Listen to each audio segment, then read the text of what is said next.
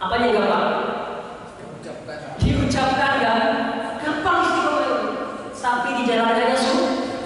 susah bin sulit, bin sukar, bin apa lagi?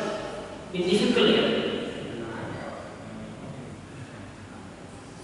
Kalau bahasa Arab bilangnya sa'ab itu bahasa Arabnya susah, sa'bun ya. Kalau bahasa Arab bilangnya sa'bun. Kalau orang Arab Maroko ada sa'ab. Bahasa Prancisnya fasil. Karena Maroko itu dulu dijajah oleh Prancis. Saya alumni Maroko, alhamdulillah Bapak Ibu. Nama saya Alfian ya. Kita kenalan sama saya Alfian. Alhamdulillah kurang lebih 10 tahun di sana, mulai S2 sampai S3. Alhamdulillah. Perkenalan cukup itu saja Pak ya, mungkin dari saya. Nanti kita bisa kenalan setelah taklim. Bapak Ibu, tadi saya di awal waktu mukadimah ketika membaca sholawat, ketika saya sebut Nabi Muhammad, kenapa saya anjurkan jemaah untuk menjawab? Karena kita itu jangan sampai kalah dengan orang-orang Syiah. Orang Syiah itu kalau Bapak Ibu lihat di YouTube, itu semuanya serempak, suaranya itu serempak dan kayak dikomando, tanpa dikomando. Jika disebut Nabi Muhammad, menjawab bareng-bareng. Allahumma, panjang dijawab. Allahumma sholli wa sallim wa barik alaihi. Yang dengar itu gemetar, saya dengar itu gemetar. Kita yang ahlu sunnah wal jamaah jangan kalah. Karena dalilnya ada hadis Nabi riwayat Imam Tirmidzi. Ya. Beliau dalam Sunan Tirmidzi ini salah satu kitab hadis yang dikenal dengan Kutubus Sittah. Kutub artinya kitab, books, kitab jamak dari kitabani kutub. Yang pertama adalah Sahih Al-Bukhari, yang kedua Sahih Muslim, yang ketiga At-Tirmidzi, yang keempat apa? Abu Dawud, yang kelima An-Nasai, yang keenam apa? Bukhari, Muslim, Tirmidzi, Abu Dawud, An-Nasai, satu lagi apa? Ibnu Majah, Sunan Ibnu Majah. Sunan Tirmidzi ini ya masuk dari golongan Kutubus Sittah. Beliau memberi bab, di dalamnya ada bab-babnya. Babnya itu Abwabud Da'awat an Rasulillah sallallahu alaihi wasallam. Bab doa-doa dari Rasulullah sallallahu alaihi wasallam. Di antaranya ada bab tentang sebelum masuk itu ada bab Abwabul Birri Wassillah an Rasulillah sallallahu alaihi wasallam. Bab-bab berbuat baik dan berbuat silaturahmi. As-silahnya silaturahmi, menyambung hubungan dengan Rasulullah. Babnya ada bagus sekali. Bab berbuat baik dan menyambung hubungan dengan siapa? Rasulullah SAW. Itu bab yang dibuat oleh Imam Tirmidzi. Yang pertama babnya apa? Jadi bab ini mempunyai subbab. Ada bab, ada cabangnya bab lagi. Namanya subbab. Kalau di kuliah ada bikin skripsi atau tesis atau disertasi itu adanya bab, nanti ada subbab. Cabang dari bab, lebih kecil lagi. Subbabnya apa? Maja'a fil bakhil. Ya. Bab tentang orang bakhil. Ya. Yang pertama haddatsana Yahya, hadis ke-3546. Wa Ziyad bin Ayyub qala, Yahya dan Ziyad berkata, haddatsana, memberikan riwayat kepada kami Abu Amir Al-Aqadi an Sulaiman bin Bilal, dari Sulaiman bin Bilal, an Umar bin Ghaziyah, dari Umar bin Ghaziyah, an Abdullah bin Ali bin Husain bin Ali bin Abi Thalib, dari Abdullah bin Ali bin Husain bin Ali bin Abi Thalib.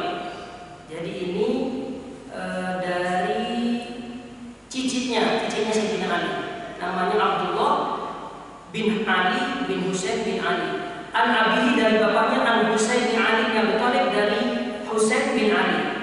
Husain ini putranya Sayyidina Ali yang dipenggal kepalanya oleh pasukannya Yazid bin Muawiyah di Karbala. Kita menghormati karena beliau itu cucunya Rasulullah. Tetapi Syiah ini kemudian berlebihan dalam mencintai, salah jalan. Kita harus mengagungkan dzurriyyah Rasul, nasab yang sampai ke Rasulullah SAW. Sampai sekarang ada yang dikenal di Indonesia dengan Habib atau Habaib. Kalau di Maroko bukan Habib tapi Syarif. Syarif itu artinya orang yang mulia atau dimuliakan. Kalau Habib orang yang dicintai atau yang tercinta. Jadi keturunan Rasul itu dari Hasan, juga ada lagi dari Husain. Biasanya yang kebanyakan Husain itu ke timur, ya dari Saudi, dari Hijaz, Yaman, Yordan. Raja Yordan itu masih keturunan Nabi. Terus sampai ke Indonesia. Kalau ke barat, Mesir, Libya, kemudian Tunis, Aljazair, Maroko, itu Hasan, Al-Hasan biasanya. Nah, hadis ini itu diriwayatkan dari Husain bin Ali, putranya Sayyidina Ali bin Abi Thalib. Husain berkata, cucunya Rasulullah ini yang biasa suka kalau Rasulullah lagi sholat naik ke pundaknya. Rasulullah diam saja, tidak mau naik karena cucunya lagi main. Sayangnya Rasul pada cucunya, cucunya ya, apalagi pada putranya. Tapi putra Rasul sudah meninggal pada saat masih balita, masih kecil. Apa yang dikatakan oleh Rasulullah Sallallahu Alaihi Wasallam? Kok diam? Jawabnya kemana? Udah lupa ya, belum pulang ke rumah itu udah lupa. Saya bilang jangan kalah sama harusnya. Oleh Rasulullah Sallallahu Alaihi Wasallam. Allahumma shalli alaihi. Karena ini hadisnya baru saya baca ini. Al-bakhilu kata Rasulullah, orang yang bakhil, yang medit kalau orang Jawa. Kalau orang Cirebon apa katanya? Medit apa lagi? Selain medit apa? Pelit apa lagi? Kikir. Apa lagi? Apa lagi? Apa? Cigi gitu apalah istilahnya ya. Siapa? Alladhi orang atau alladhi yang man dzukirtu, orang dzukirtu yang ketika aku disebut kata Nabi, alladhi man dzukirtu indahu, di sisinya suatu majelis di sampingnya ada orang berkata Rasulullah bersabda gitu. Falam yusalli alayya, tapi dia tidak membaca sholawat kepada saya, alaiya. Kalau alaihi kepadanya, alaika kepadamu, alayya padaku, itu ilmu sharaf namanya. Alaihi, alaika, alayya. Al-bakhilu alladhi man dzukirtu indahu falam yusalli alayya. Hada hadisun hasanun sahihun gharib. Kata yang terlebih hadis ini hadis hasan, sahih dan gharib. Hadis ini kalau nggak hasan kualitasnya ya sahih. Ya. Ini istilah khusus dari Imam Tirmidzi. Ini kajian hadis nih. Di sini ada kajian hadis ya. Ustaz. Nah itu nanti tanya ke ustaznya hadisnya. Ya, Bapak Ibu al-bakhil tadi ya. Jadi untuk ke depan kalau disebutkan Rasulullah Sallallahu Alaihi Wasallam, ya sebutkan ini sebuah Allah minimal dengan diri sendiri ya, minimal sebutkan. Karena kenapa orang dikatakan bakhil? Karena ini saya kasih analogi atau ilustrasi. Orang mau dikasih uang 10 juta. Terus dia, orang minta itu tidak ada pamrih, tidak minta dicoblos Pak. Nah, tidak minta dicoblos ya. Jangan pemilihan ini Pak. Tidak minta diberi pamrih, bahkan tidak minta untuk dibilangin terima kasih, tidak perlu. La yuridu jazaa'a wala syukura. Tidak perlu dibalas tak pamrih wala syukura, ataupun terima kasih tidak perlu. Bapak kira-kira diterima enggak uang 10 juta itu?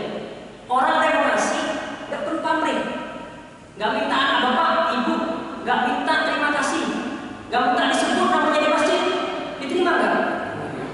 Diterima. Kalau tidak diterima kira-kira normal ya? Orang mau kasih ke lillahi ta'ala. Tahadu tahabbu kata Nabi, saling memberi hidayah lah, maka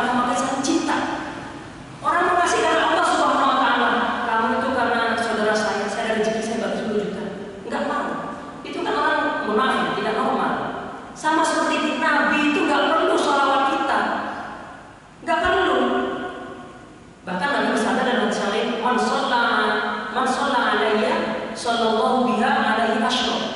Siapa yang membaca salawat kepadaku, maka Allah akan memberi salawat 10 kali lipat. Coba, kurang baik apa lagi? Dibalas 10 kali lipat. Ada cashbacknya lagi. Cuma cashback ya. Kali 10 lipat. Terus kita nggak mau menjawabnya, kan kita disebut bakhil. Dan bakhil itu sudah apa? Merugikan dirinya sendiri, bukan orang lain. Mau dikasih 10 juta. Kan lumayan disedekahkan oleh masjid Al-Istiqomah kan? Nah seperti itu. Nah, dibuat anak sekolah dan sebagainya. Itu bakhil. Baik Bapak Ibu, sekarang kita masuk ke tema kita tentang zikir dan fikir. Dulu pernah disampaikan, pernah viral dengan zikir dan fikir. Kajian ini kita akan memulai dari ayat Al-Quran, karena ayat Al-Quran atau Al-Quran Karim ini sumber dari pengetahuan, segala pengetahuan kita sebagai umat Muslim. Tadi saya sebutkan di awal, inna fi khalqis samawati wal ardi, sesungguhnya dalam penciptaan langit dan bumi dan wakhtilafil laili wan nahari, dan perbedaan atau pergantian malam, lail wan nahar, dan siang, la ayatil liulil albab, adalah terdapat tanda-tanda kebesaran Allah. Bagi siapa? Liulil albab. Jadi zikir dan fikir ini nanti kembali kepada ulil albab. Siapa? Allah mengatakan, berfirman, alladzina yadhkuruna Allah, yaitu orang-orang yang pertama berzikir kepada Allah qiyaman, baik dalam keadaan berdiri. Berdiri di sini bisa bermakna sholat, karena sholat pada asalnya harus berdiri, kecuali kalau sakit ya, tidak bisa berdiri, duduk. Kalau tidak bisa duduk, berbaring. Kalau berbaring tidak bisa, kenapa? Bentar dulu, orang mau didoain mati mungkin. Bentar dulu, kalau masih bisa berkedip, anggota badannya masih bisa bergerak, pakai isyarat tadi, berkedip ya. Kedip pertama mungkin ruku, kemudian tangannya masih bergerak, jarinya sebegini. Nah, jari yang bergerak itu tanda i'tidal. Bisa bergerak jari yang kedua itu untuk sujud. Jadi menggunakan isyarat semampunya. Jadi kalau masih berbaring jangan dikuburkan dulu ya, kalau lupa ya. Kalau masih ada gerak-geriknya matanya, suruh sholat tetap. Sholat, ingatkan orangnya sholat itu kewajiban sampai ayat-ayatnya. Sampai mana tadi? Sampai sholat. Sampai zikir ya. Qiyaman, sampai qiyaman wa qu'udan. Ya, bisa waktu kita sholat ya. Aqimis sholat, jadikan sholat. Baik, juga bisa ditafsiri dengan ketika kita beraktivitas. Ketika kita bekerja, kita melayani konsumen atau menjadi karyawan, kita sambil berzikir. Dan zikir itu banyak ya. Salah satunya al-baqiyatus shalihat, subhanallah, alhamdulillah, wa la ilaha illallah, wallahu akbar, wa la haula wa la quwwata illa billahil aliyyil azim, atau istighfar atau shalawat. Zikir itu sangat banyak, sangat banyak. Daripada kita diem aja sambil nunggu orang janjian di masjid atau di warung, kita baca shalawat atau baca istighfar atau baca apa aja, tasbih. Jadi tidak ada waktu yang terluang kecuali kita zikir kepada Allah Subhanahu wa taala. Karena zikir itu bisa dengan lisan, juga bisa dengan hati, atau bisa dengan dua-duanya, tergantung situasi dan kondisi. Kalau di WC boleh nggak kita zikir? Boleh nggak? Nah, ini nggak boleh, ini boleh. Nah, ini berbeda pendapat ulama ini. Ikhtilaful ulama. Tergantung jawabannya ya. Tidak boleh kalau diucapkan dengan lisan, karena itu tempat kotor. Tetapi dalam hati itu boleh. Jangan sampai hati kita itu dalam keadaan apapun lupa kepada Allah. Itu bisa masuk setan. Hati nggak apa-apa hati. Nanti saya sebutkan zikir itu apa saja. Ada 3 tadi. Nah, untuk kita di kamar mandi lupa pada Allah, kepleset kemudian jatuh wafat. Nah, untuk kita lupa pada Allah, lupa pada nikmat Allah. Hati itu harus zikir. Rasulullah itu walaupun tidur, Bapak Ibu, hatinya berzikir. Jantungnya Allah, Allah, Allah. Terus ya man waqa'udahu ala junubihim, dan kita berzikir juga dalam keadaan duduk seperti ini, wa ala junubihim, dan juga dalam keadaan berbaring. Artinya dalam segala aktivitas kita diberitakan Allah SWT dalam ayat Al-Imran 190 dan 91 ini untuk selalu berzikir kepada Allah.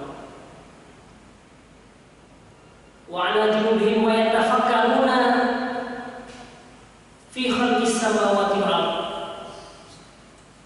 alladziina yadhkurullaha qiyaman wa qu'udan wa ala junubihim. Yang kedua, ulil albab adalah yatafakkarun. Tafakkur berasal kata dari satu akar kata dari fikir menjadi bahasa sekarang berfikir. Tapi tafakkar, tafa'ala, yatafa'alu, tafa'ulan, wazannya berubah menjadi tafa'ala. Kata Imam Sibawi, ya ini ahli nahwu Imam Sibawi namanya. Tafa'ala ini memberikan faedah untuk takalluf, bersungguh-sungguh, ya, atau taklif, sungguh-sungguh dalam apa? Berfikir. Wa yatafakkaruna fi khalqis samawati wal ardh. Kita diberitakan Allah selain berzikir juga apa? Berfikir, tafakkar, tafakkur. Kan sering kita dengar tafakkur, Pak ya?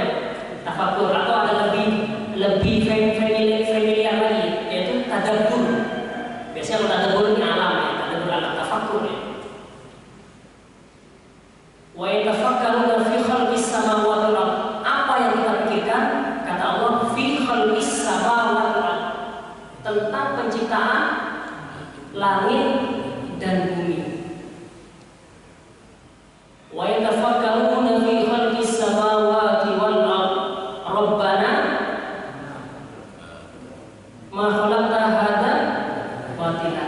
Nah, ketika rabbana ini kata para ahli tafsir sudah masuk ke natijah atau samroh, masuk ke hasil.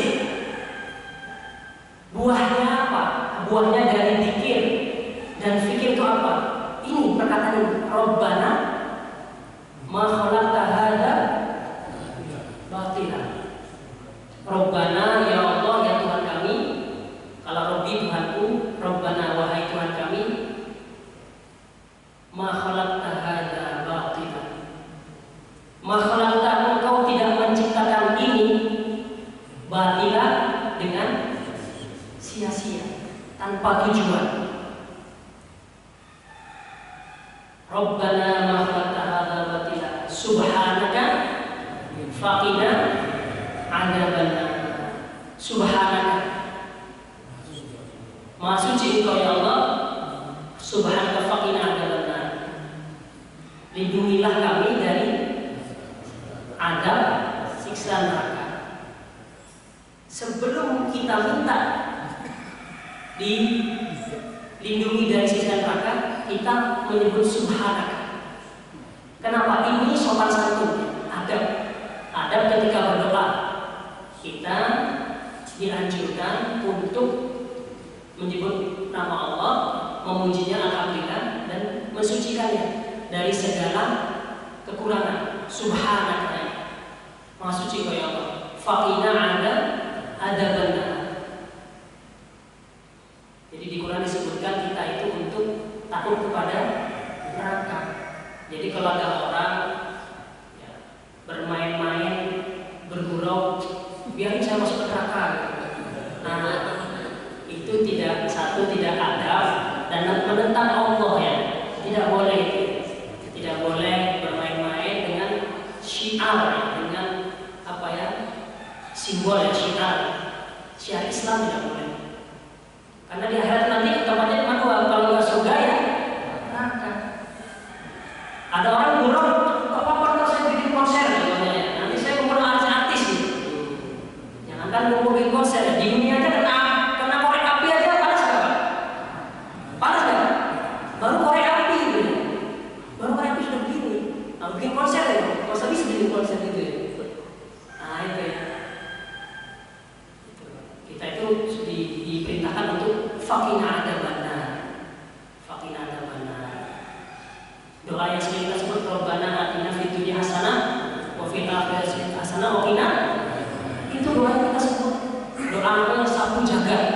Kalau kita nggak bisa hafal doa-doa Nabi, doa Nabi itu banyak. Ada buku sampai segini itu doa Nabi. Segini Pak. Itu doa Nabi itu segini. Doa Nabi sangat banyak. Sampai ada sahabat datang, Nabi, doa Nabi itu banyak sekali. Coba ajarkan satu doanya. Apa bisa mengcover doa instan istilahnya? Yang bisa mengcover semua doa Nabi.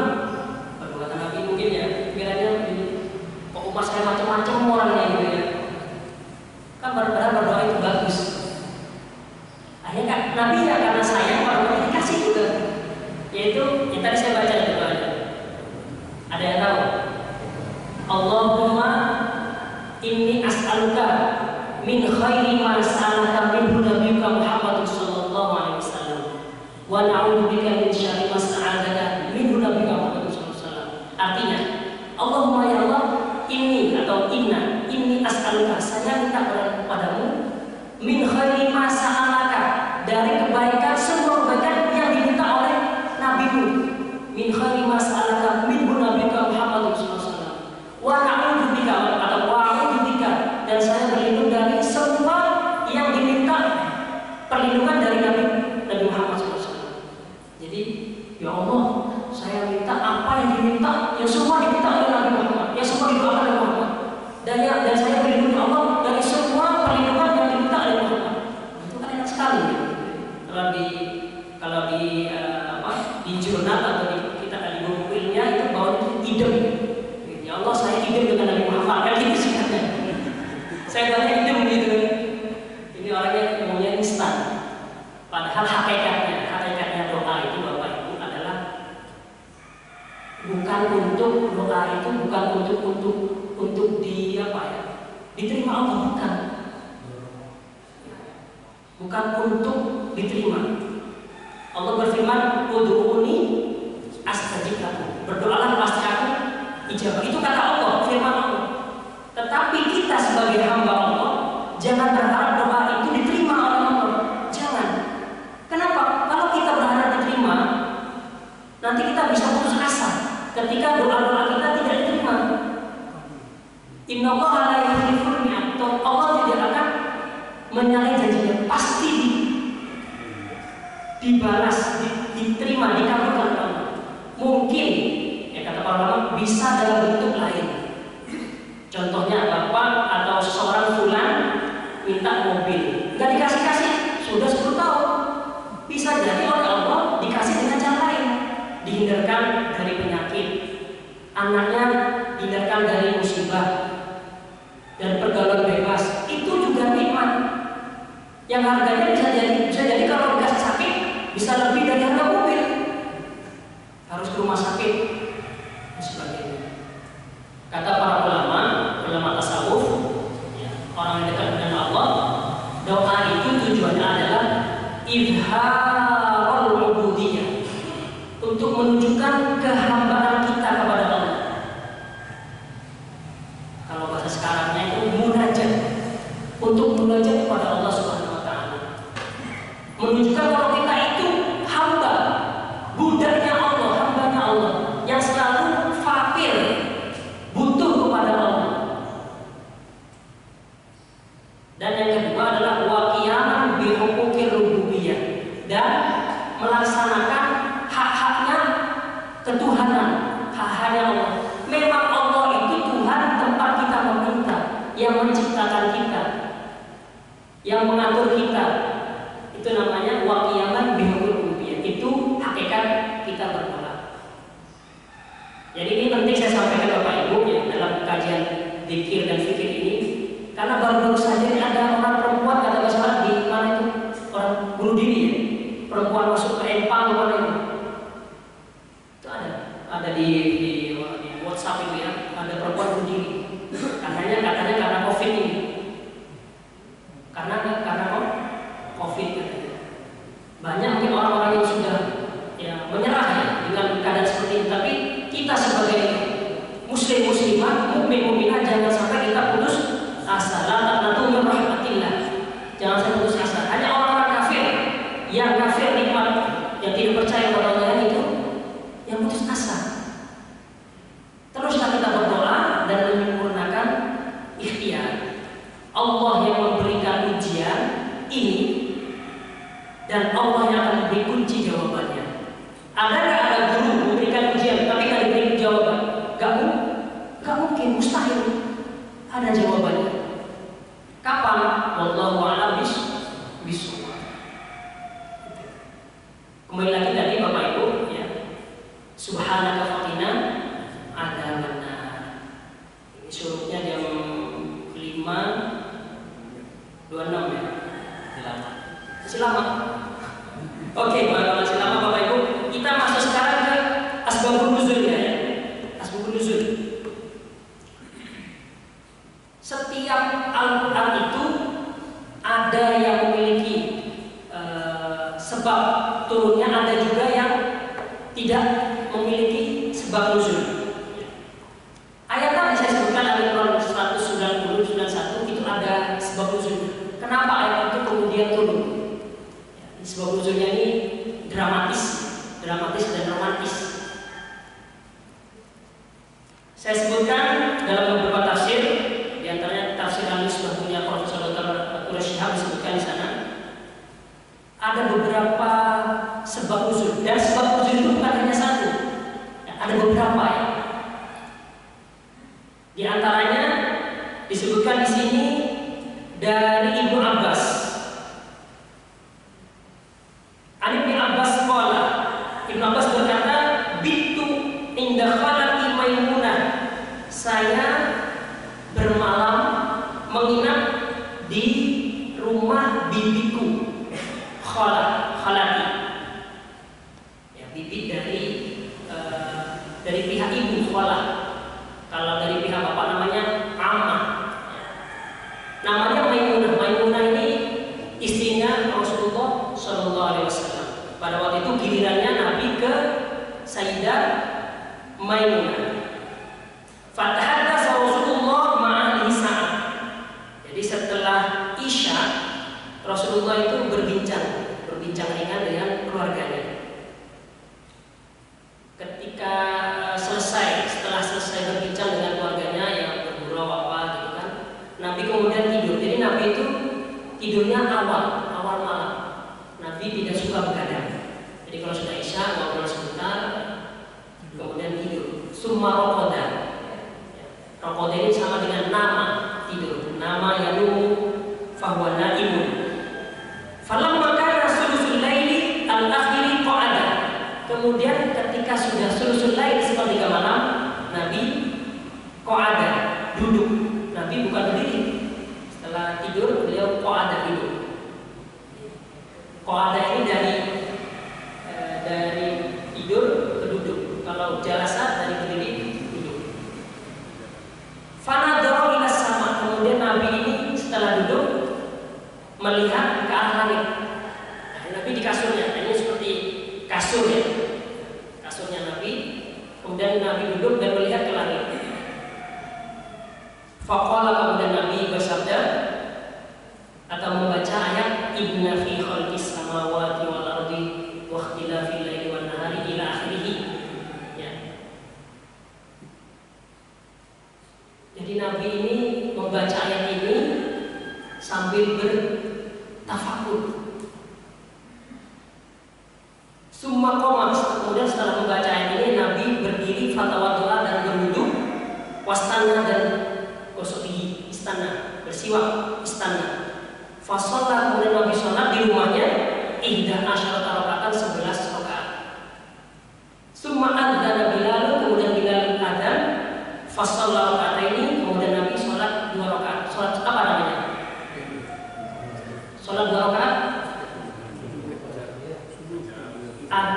sudah ada. Namanya sholat fajar atau sholat sunnah qobliyah subuh. Kata Nabi, sholat 2 rakaat sebelum subuh itu pahalanya lebih baik dari seisi bumi, langit dan bumi. Ada hadis yang lain, khairun min humrin na'am, lebih baik dari unta merah. Jadi unta merah itu zaman Nabi unta yang paling top, yang paling mahal. Kalau zaman sekarang mungkin kalau mobil itu Ferrari lah, warnanya merah, humrin na'am. Dan hadis yang lain lebih baik dari bumi dan seisinya. Itu baru sholat 2 rakaat sebelum subuh. Apalagi sholat subuh, apalagi berjamaah, apalagi di setelah sholat, apalagi duduk ngaji, bertaklim, upahnya berlipat-lipat. Oh ya, saya lupa, Bapak Ibu kalau di masjid itu niat itikaf, masuk masjid mana saja niat itikaf. Ya, jangan lupa itikaf. Niatnya udah tahu. Ya, niatnya boleh pakai bahasa Indonesia. Saya niat itikaf karena mengikuti Rasulullah sunnatan lillahi ta'ala. Kalau bahasa Arabnya nawaitul i'tikafa sunnatan lillahi ta'ala. Coba bersama, nawaitul i'tikafa sunnatan lillahi ta'ala. Nah, itu diingatkan sambil janjian sama orang. Janjian di mana ya? Di masjid. Duduk di masjid dapat pahala. Kalau di warung nggak ada pahala. Di masjid nunggu orang, duduk saja diem aja, nggak apa-apa, nggak dikir, itu dapat pahala. Itulah keutamaan masjid, rumahnya Allah. Ya, karena rumahnya Allah, keutamaan masjid. Apalagi sambil dikir, subhanallah, astagfirullah. Dan baca Quran itu udah berlipat-lipat, ya, berlipat-lipat. Jadi kembali lagi, fasol rakaat ini kemudian Nabi sholat 2 rakaat, kemudian summa kharaja, kemudian keluar dari rumahnya ke Masjid Nabawi. Ini ceritanya ketika Nabi masih di Madinah, karena rumah Nabi itu ya di dalam masjid, ya dekat banget. Kalau sekarang bahkan rumah Nabi itu di Masjid Nabawi itu. Tahu rumah Nabi itu di mana? Di mana Bapak tahu adalah rumah Nabi? Sampingnya Raudhah. Ya. Kalau yang sudah pernah haji tahu Raudhah, pasti kan Raudhahnya. Dan Raudhah itu sampingnya ada makamnya Nabi Muhammad SAW. Allahumma sholli alaihi. Kemudian sampingnya Abu Bakar, kepalanya lebih pendek lagi. Jadi kalau Nabi itu begini, Nabi Abu Bakar di sini. Kemudian di sininya Sayyidina Umar bin Khattab. Nabi itu dulu rumahnya di sana.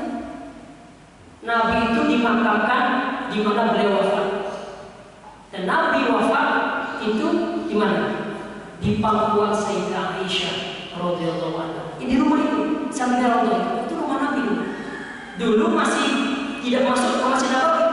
Kemudian ada perluasan sehingga rumah Nabi masuk ke Masjid Nabawi yang sekarang.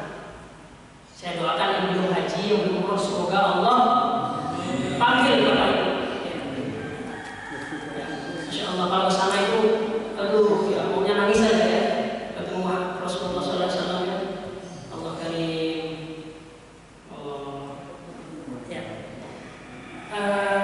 Itu riwayat Imam Bukhari. Ya, tadi Ibnu Abbas itu riwayat Imam Al-Bukhari. Kemudian ada riwayat lain sebab nuzulnya dari Ibnu Umar. Ibnu Umar ini putranya siapa? Putranya Umar, namanya Ibnu Umar. Ibnu itu putra, Umar ya Umar bin Khattab. Nama aslinya Abdullah bin Umar, disebut dengan Ibnu Umar. Beliau ini Ibnu Umar ini salah satu sahabat Nabi yang paling cinta mengikuti sunnah-sunnah Nabi. Sampai semua yang Nabi lakukan, semua yang Nabi pakai itu diikuti, dicari tahu. Orangnya kepoan, kalau sekarang kepo itu apa? Pengen tahu gitu. Itu Ibnu Umar, terkenal Ibnu Umar itu. Pengen tahu, orangnya kepo banget. Oh ternyata sadar Nabi itu warnanya kuning. Beliau sadarnya warna kuning. Nabi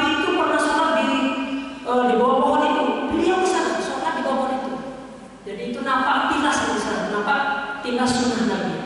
Ihya sunnah, menghidupkan sunnah Nabi. Ibnu Umar. Bapak tahu kalau peci-peci yang ada biasanya dipakai al-habaib, ada lambangnya itu di atasnya atau di sini itu apa? Tahu lambangnya apa itu? Ada yang tahu? Di sini nggak ada pakai peci itu ya. Itu lambangnya sandal Nabi. Dikarang oleh Imam Al-Maqarri. Imam Al-Maqarri itu abad ke-11 ya, 11 Hijriah. Beliau mengarang kitab khusus tentang sandal Nabi. Jadi mengumpulkan riwayat-riwayat sandal Nabi itu seperti apa. Nah, bentuknya seperti ini. Kalau Bapak lihat ya, kalau di mungkin di FPI atau apa yang warna hijau itu Pondok Al-Fahriyah punya Habib Jindan ya. Itu kalau ke sana itu ada peci-peci. Itu modelnya itu bentuknya itu sandal Nabi. Kalau detailnya lagi, baca kitabnya Al-Maqarri itu tentang Na'lun Nabi. Ya Bapak Ibu, Ibnu Umar ya, Ibnu Umar sudah kita tadi sudah bahas Ibnu Umar. Beliau mengatakan pernah datang ke Sayyidina Aisyah setelah Rasulullah SAW. Beliau dengan sahabat yang lain ada 3 orang, diantaranya Atha, dengan Ubaid satu lagi saya lupa, ada 4 orang. Beliau datang ke Sayyidah Aisyah. Apa tujuannya? Itu tadi kepo, pengen tahu. Berkata kepada Sayyidah Aisyah, "Akhbirina bi a'jabi syai'in ra'aitihi min Rasulillah sallallahu alaihi wasallam." Akhbirina, kabari saya, kasih tahu saya apa kesan, kejadian, memori yang paling mengesankan yang pernah engkau alami wahai Sayyidah Aisyah dengan Rasulullah SAW. Apa sih dalam selama hidup satu atap dengan Rasulullah, apa yang paling mengesankan? Mendengar pertanyaan Ibnu Umar, Sayyidah Aisyah nangis, terharu nangis. Fabakat waqalat, kemudian berkata, kullu amrihi kana ajaban. Semua yang dilakukan Rasulullah selama saya hidup dengan Rasulullah, semuanya itu mengesankan. Luar biasa. Coba kalau dengan istri kita, selama hidup suami saya itu mengesankan, tidak pernah berubah, tidak pernah membentak sebagainya. Itu luar biasa suami itu. Atau sebaliknya, istri saya tidak pernah berubah, tidak pernah berkata kasar, tidak pernah dari Aisyah gitu mengatakan kullu amrihi kana ajaban, ajib. Atau fi lailati, Rasulullah pernah datang pada gilirannya, dia datang kepadaku hatta masajid diujingi, sampai kulitnya Rasulullah SAW bertemu dengan kulitku, sedang berromantis ria. Summa qala, kemudian Nabi bersabda, minta izin. Nabi minta izin ke Sayyidah Aisyah. Orang lagi bermesraan dengan suami istri.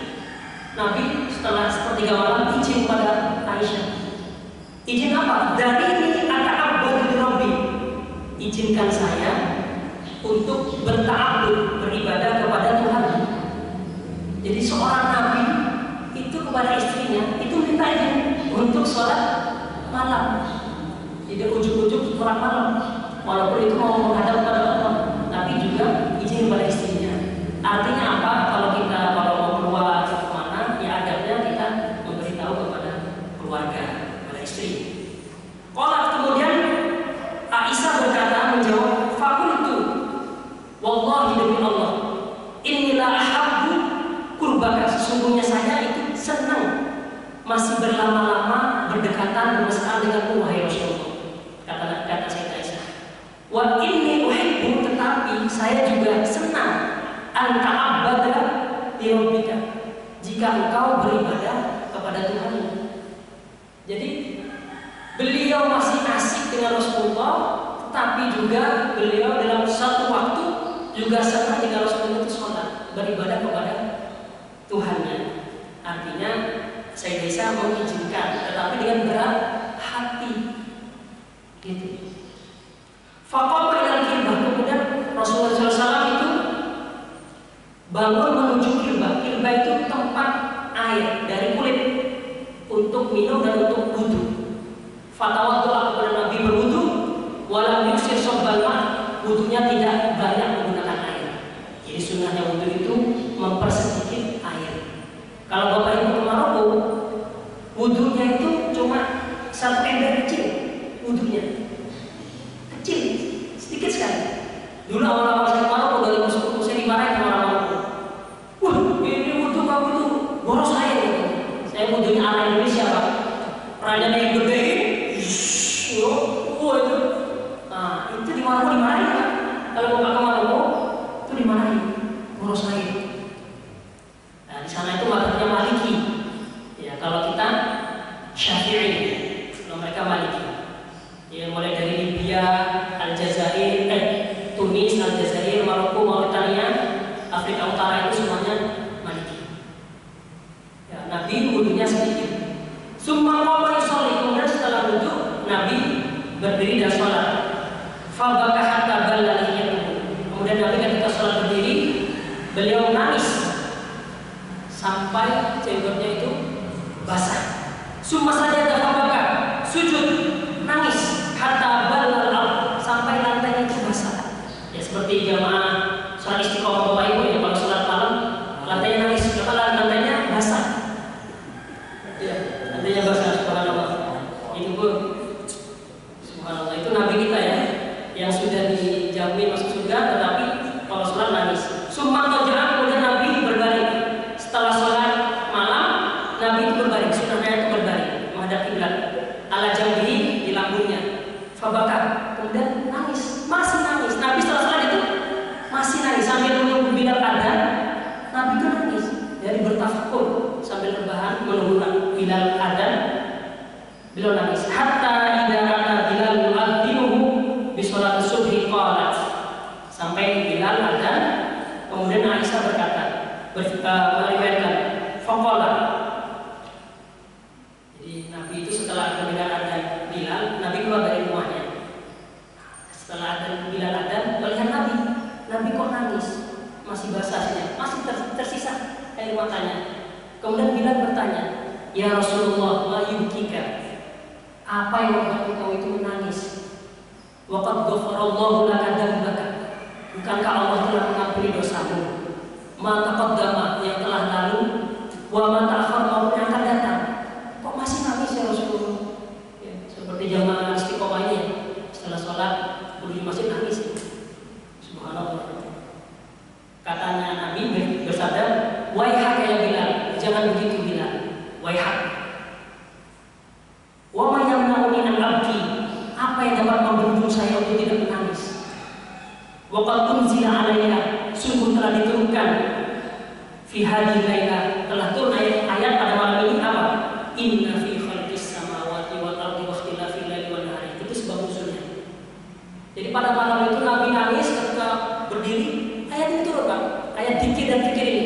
Inna fi khalqis samawati wal ardi, ayat al-albab ini. Alladzina yadhkurullaha qiyaman wa qu'udan, ya ila akhirih wa yatafakkaruna fi khalqis samawati wal ardi. Sampai ayat 5 ini. Rabbana innaka man tudkhilin nar faqad khazita wa man lidhalil ansar. Terus Rabbana innana sami'na munadiyan yunadi lil iman aminu bi rabbikum fa amanna rabbana faghfir lana dhunubana wa kaffir 'anna sayyi'atina wa tawaffana ma'al abrar. Rabbana wa atina ma wa'adtana 'ala rusulika wa la tukhzina yaumal qiyamah innaka la tukhliful mi'ad. Ayat ini, 5 ayat ini sudah 190 sampai 194. Ini sering dibaca Nabi ketika qiyamul lail. Ayat Al-Imran 190 ini sering dibaca ketika qiyamul lail. Di samping ayat yang lain, Qul ya ayyuhal kafirun, Ahad, dan yang lain. Ini salah satunya ayat yang pernah dibaca oleh Nabi ketika qiyamul lail. Jadi Nabi itu tidak bisa membendung menangis itu setelah sholat, sampai mau sholat itu masih menangis karena dapat ayat ini. Nabi itu sangat bersyukur sekali kalau turun ayat ini. Kalau nggak turun ayat, Nabi itu sedih. Jangan-jangan ya, seakan-akan Allah itu meninggalkannya, seakan-akan.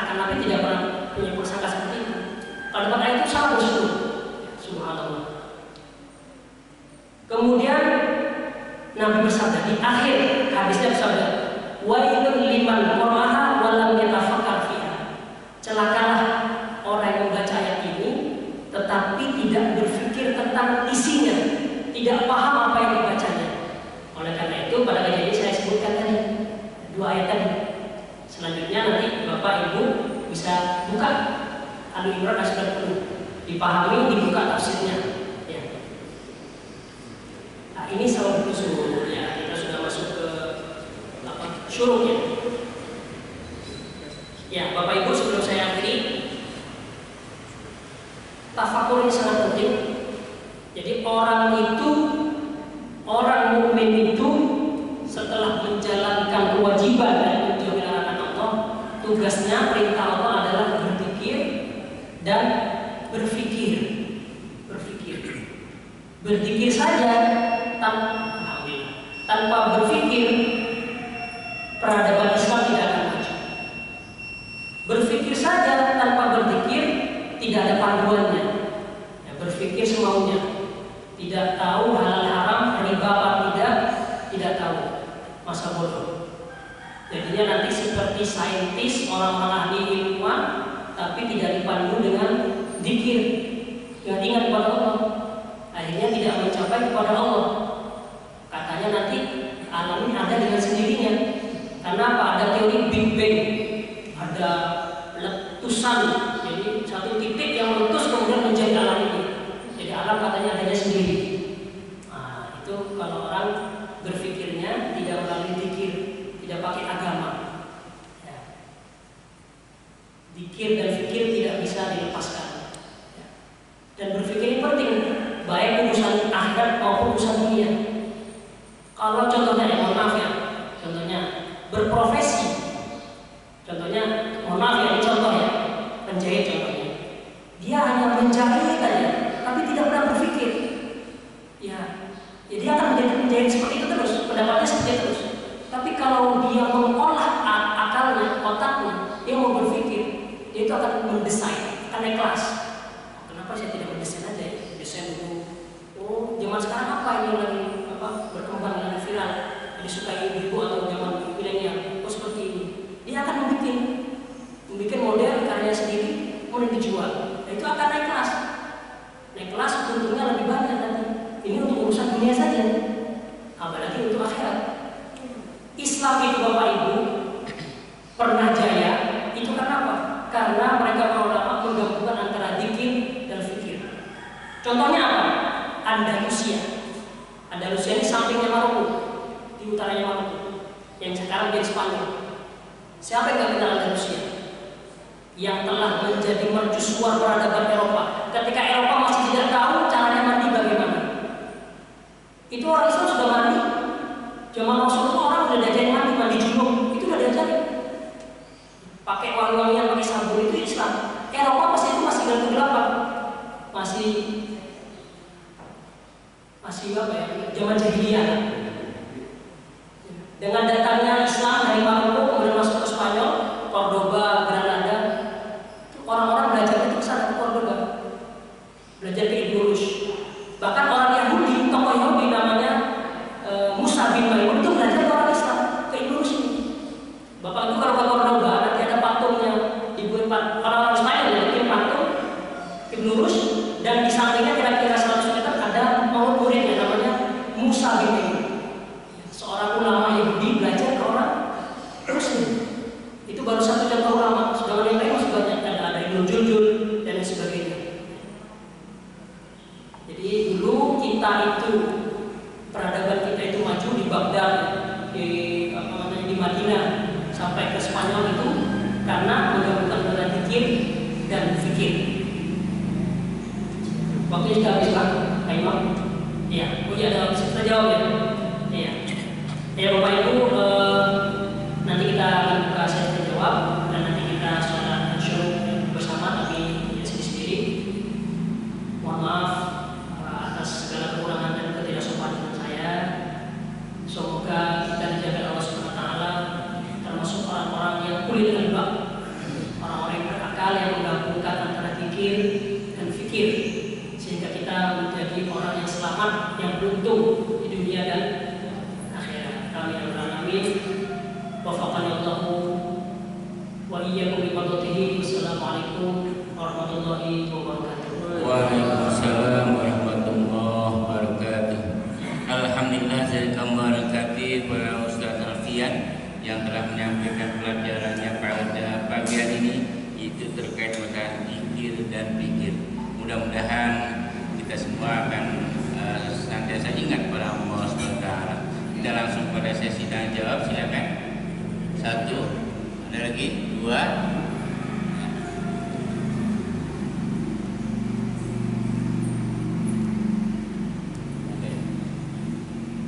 Assalamualaikum warahmatullahi wabarakatuh.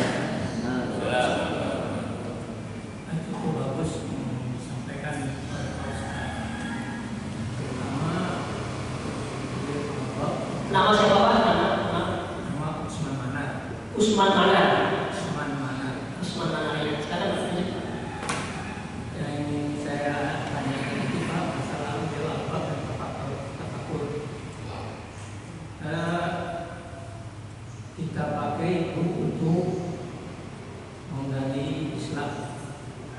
Boleh nggak? Umpamanya ini Pak, sholat. Kalau saya sudah coba gali sholat itu secara mendalam, semuanya ada artinya. Boleh nggak? Tapi kita tidak keluar dari jalur yang ditentukan oleh Rasul dan Allah. Itu aja pertanyaannya. Dengan menggunakan ulil albab dan tafakur, kita gali ajaran Islam untuk memperkuat keyakinan kita kepada Allah bahwa itu benar-benar itu memperkuat. Seperti contoh salat. Salat itu saya sudah coba gali secara mendalam, sangat banyak sekali. Itu yang belum pernah disampaikan oleh para ustaz, karena di dalam salat itu setiap apapun ada di dalamnya. Dan yang pertama kali ditanya oleh Allah adalah salat kita. Salat. Kalau salat kita tidak bagus, yang lain yang ditanya. Berarti salat itu perjalanan hidup kita.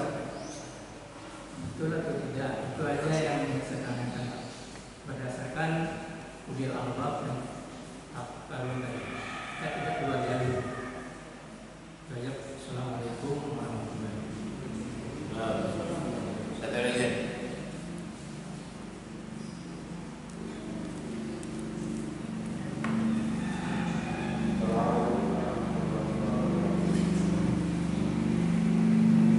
Assalamualaikum warahmatullahi wabarakatuh. Ya, salam.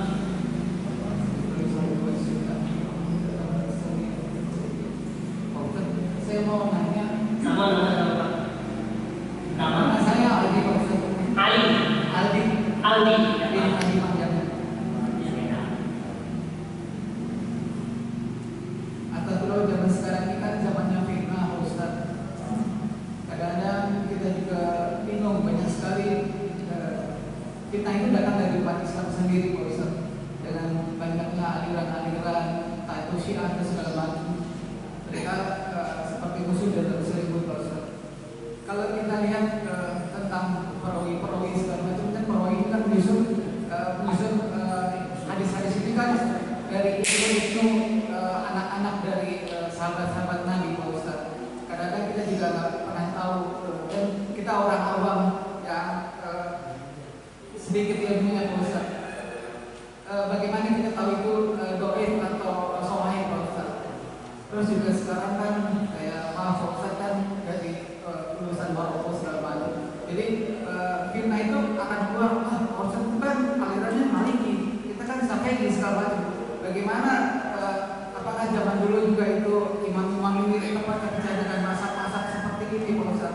Karena musuh-musuh Islam ini mereka berpikir bagaimana cara mengadu domba Islam dengan cara mereka sendiri, dengan membedakan antara masak-masak dan perawi-perawi yang kita kadang-kadang kita nggak pernah tahu sanadnya ini terputus apa tidak gitu, karena kita awam tentang hadis-hadis tersebut. Itu saja Pak Ustaz. Assalamualaikum warahmatullahi wabarakatuh.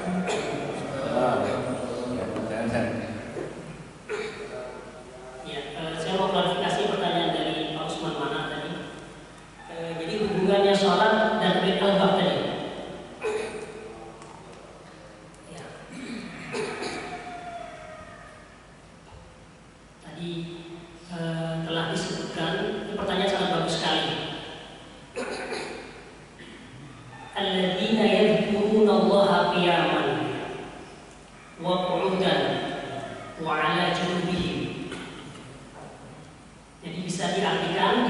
sebutkan tadi itu dalam keadaan sholat. Sholat dalam keadaan berdiri, duduk, dan berbaring. Kalau tidak bisa, ya. Kalau tidak bisa juga berikan isyarat. Kalau isyarat pun tidak bisa, kata para ulama, isyarat pun nggak bisa, tapi masih ada nyawanya, masih hidup, masih ada detak jantungnya, itu tetap wajib sholat. Gimana caranya? Hatinya yang sholat.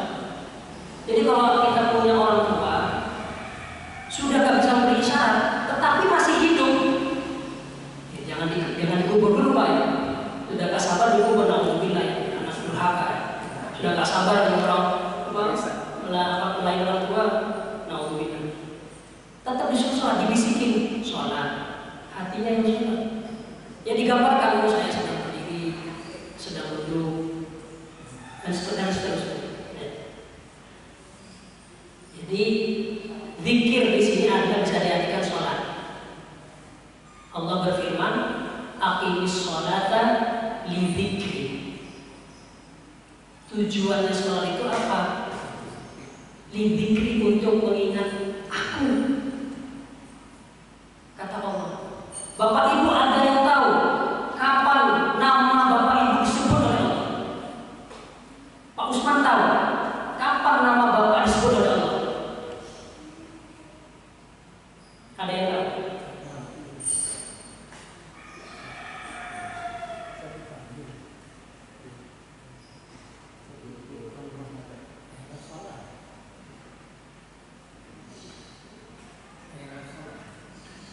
Kalau saya tahu kapan Allah menyebut nama saya Alfian, ketika saya menyebut nama Allah Subhanahu wa Ta'ala. Nas'aluka ya man huwa Allahu alladzi la ilaha illa huwa ar-rahmanur rahim, al-malikul quddus as-salamul mu'minul muhaiminul azizul jabbar,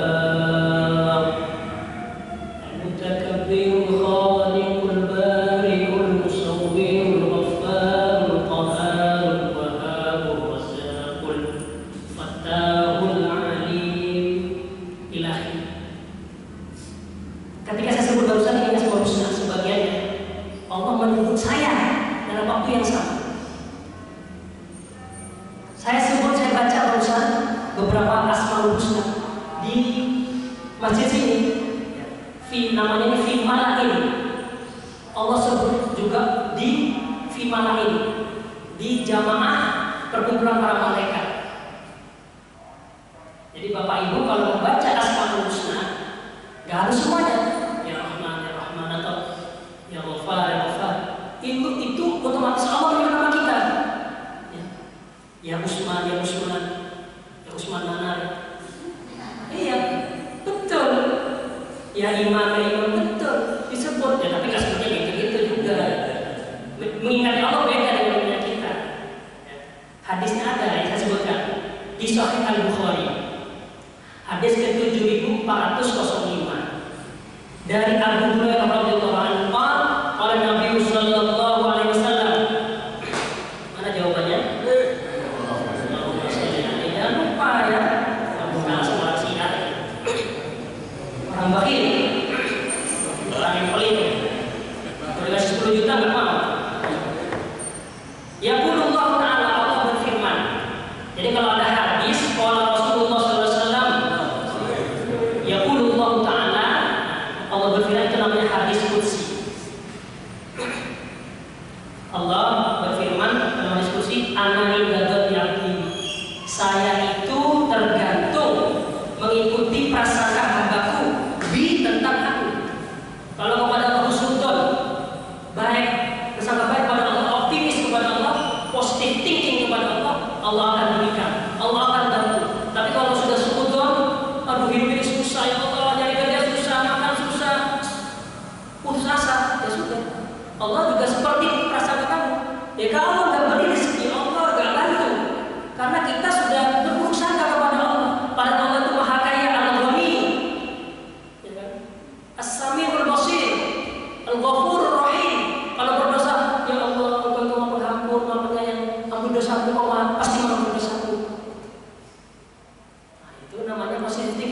inda dhanni abdi bi.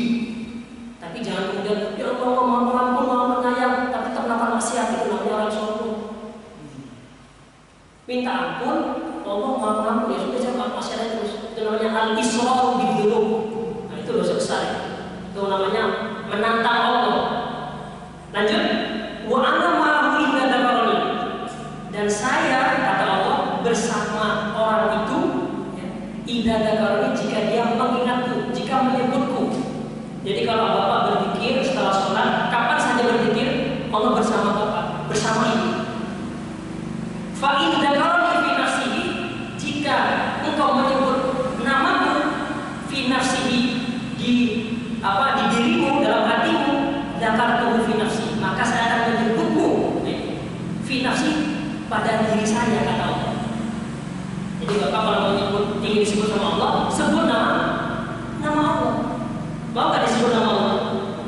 Mau gak diingat sama Allah? Ingat Allah.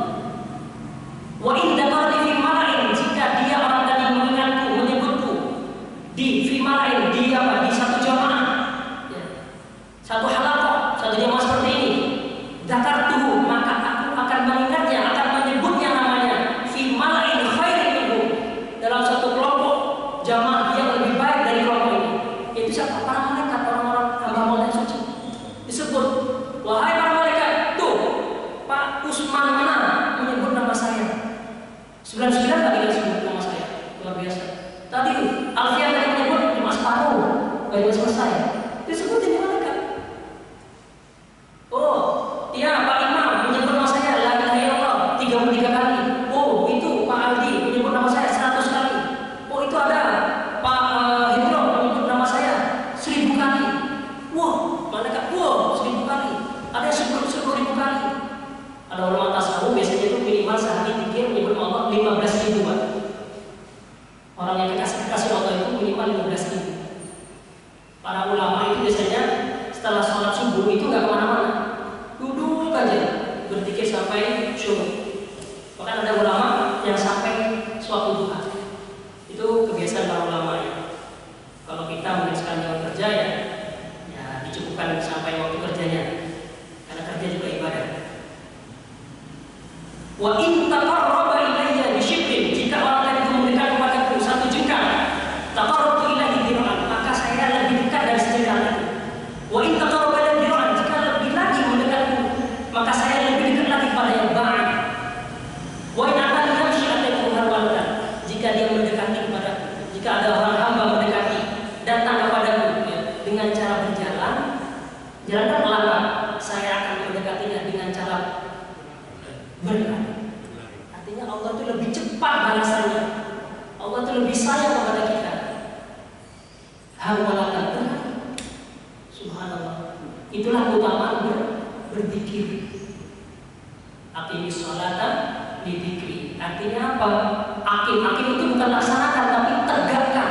Aqim dari qoma yaqumu, aqama yuqimu, iqamatan. Makanya ada tadi qoma. Kenapa mau sholat? Diri iqamah. Qad qamatis shalah, qad qamatis shalah. Iqamah itu mendirikan, yaitu dengan semua syarat-syaratnya, rukun-rukunnya. Ya, harus punya wudu, menghadap kiblat, suci tempatnya, suci bajunya, dan harus khusyuk. Itu namanya iqamatus shalah. Berdiri kalau sudah syarat-syaratnya sudah dilakukan, itu sholat itu tujuannya untuk dizikri, untuk berzikir. Kalau kita sholat kemudian tidak ingat kepada Allah, berarti ada yang kurang, artinya nggak khusyuk, nggak ingat kepada Allah. Caranya gimana biar kita diterima sholatnya? Caranya sholatnya berjamaah. Karena sholat jamaah Bapak Ibu itu kalau kita nggak khusyuk, mungkin pas rukunya nggak khusyuk, sedangkan samping kita ada yang khusyuk, insya Allah Allah akan anggap kita itu khusyuk semua. Itulah keutamaan sholat berjamaah. Di samping kita mendapatkan pahala 27 derajat. Ya, sholat berjamaah itu 27, dalam riwayat lain 25, 25 derajat.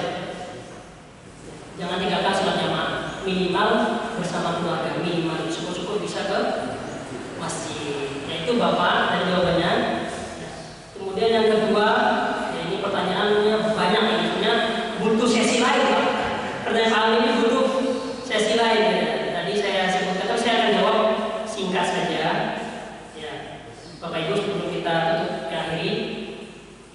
banyak madhab. Madhab ini bukan suatu yang tercela. Madhab itu metodologi atau cara berpikir, cara kita mendekat kepada Allah. Ada madhab namanya madhab. Yang pertama apa? Kita kenal. Ada 4 madhab dalam Islam. Yang pertama madhab apa?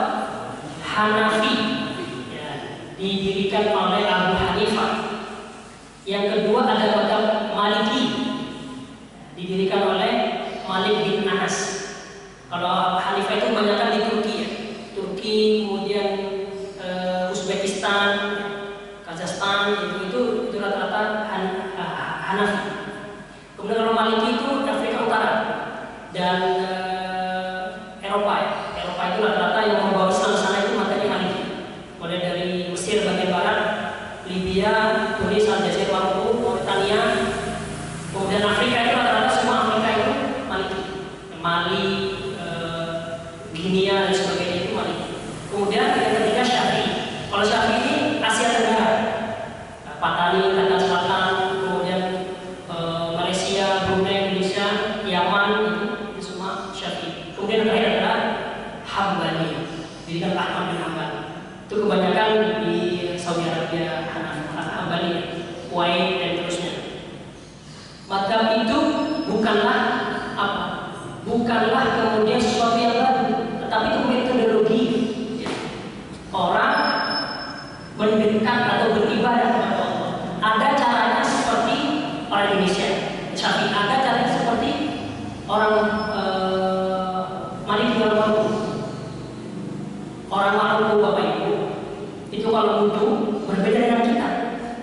Salah nggak? Nggak salah, karena ada dalilnya. Mengikuti siapa? Imam Malik. Imam Malik siapa? Gurunya Imam Syafi'i. Ya. Imam Malik itu meninggal 179 Hijriah. 179 Hijriah.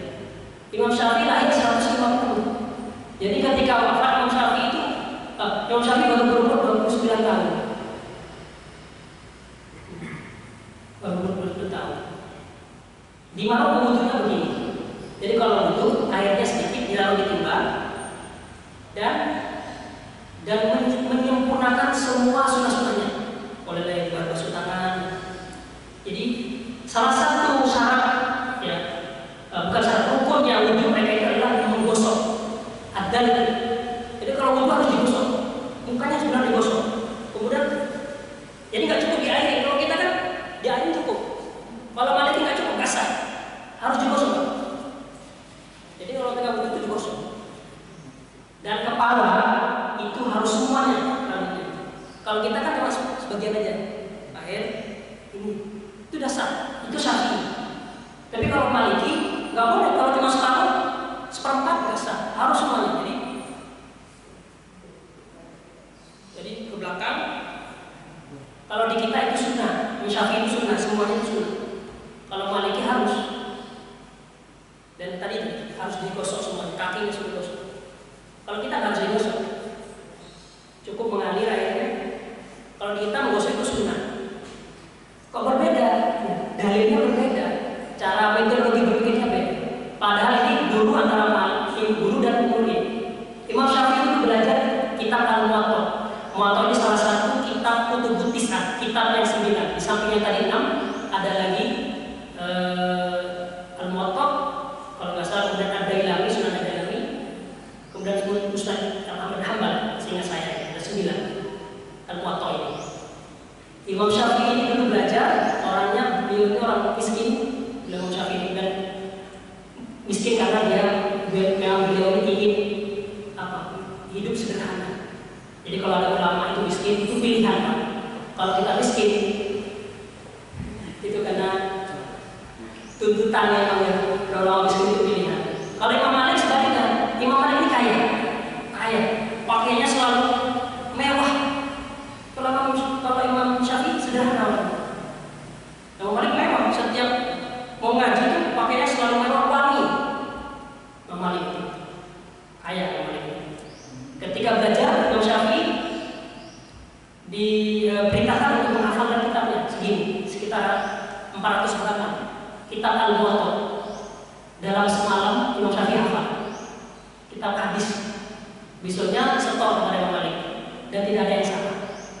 Imam Syafi'i. Imam Malik itu kaget, ada anak muda waktu itu masih umur sekitar 20-an, 21 mungkin masih muda, sudah hafal kitab Muwatta dalam waktu semalam. Bukan Al-Quran, Al-Muwatta, kitab hadis. Tetapi kenapa kok murid dan guru kemudian punya mata masing-masing? Nah itulah yang dikehendaki oleh Islam oleh Allah SWT. Andaikan tidak ada madhab, kita akan susah. Coba Bapak kalau ini madhabnya Imam Malik ini, harus dibahasain semua, susah. Jadi di madhab-madhab itu ada yang mudah, ada yang juga susah. Di kita juga gitu, di Syafi'i juga ada yang mudah, ada yang susah. Nah itu namanya madhab. Itu madhab dalam fikih. Ada juga madhab dalam akidah. Ada Syiah namanya. Nah yang akidah ini yang agak ngeri-ngeri sedap. Nah ini nanti pembahasannya kita bahas di lain kesempatan ya. Kalau dalam akidah kita tetap harus ahlus sunnah wal jamaah ya, jangan sampai salah jalan. Yang terakhir, untuk mengetahui dhaif sahih dhaif gimana, itu ada ilmunya ya, namanya ulumul hadis. Ulumul hadis. Nanti setelah ilmu hadis ada ilmu rijal hadis. Rijal itu dari rajul, orang laki-laki, tetapi yang dimaksud di sini adalah para perawi hadis. Rawin dalam maksudnya rawin. Bagaimana tahu itu sahih atau dhaif? Ada ilmunya. Tadi saya sebutkan hadasana Umar, hadasana Sa'id, an siapa? Dan itu nanti diteliti orang-orang satu orang ini sikoh enggak, terpercaya enggak. Nah nanti kalau yang kurang sikoh jadi hasan. Kalau sikoh ya itu berarti ini sahih. Kalau ada yang dhaif, ada yang kurang hafalannya menjadi hadisnya dhaif. Dan seterusnya itu ada ilmunya sendiri. Jadi dhaif sahih itu ada ilmunya. Belajar kepada ahlinya. Itu dari saya Bapak Ibu. Mohon maaf atas segala kekurangan. Wafaqanallahu wa iyyakum bimardatihi. Wassalamualaikum warahmatullahi wabarakatuh. Waalaikumsalam warahmatullahi wabarakatuh. Alhamdulillah, dan ucapkan terima kasih sekali lagi untuk Ustaz kita. Semoga Allah menambah kebaikan untuk beliau dan untuk kita semua. Dan marilah kita pada pagi hari ini sama-sama kita tuturkan hamdalah dan doa kafaratul majlis. Alhamdulillahirabbil alamin. Subhanakallahumma wa bihamdika asyhadu an la ilaha illa anta astaghfiruka wa atubu ilaik. Wabillahi taufiq wal hidayah. Wassalamualaikum warahmatullahi wabarakatuh.